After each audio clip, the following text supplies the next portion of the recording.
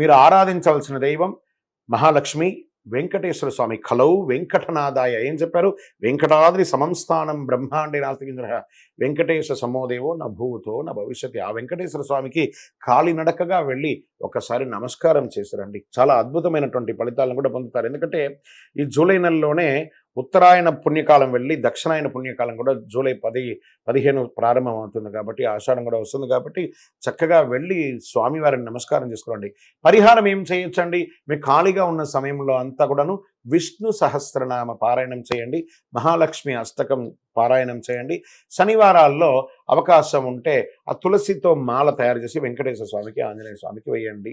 పేదలకి కొంచెం అన్నం పెట్టండి. ఈ నెల పసుపు కలర్ ఎక్కువ వాడడానికి ప్రయత్నం చేయండి. అన్ని రకాలుగా మీకు మేలు జరుగుతుంది ఈ నెల అని కూడా చెప్పొచ్చు.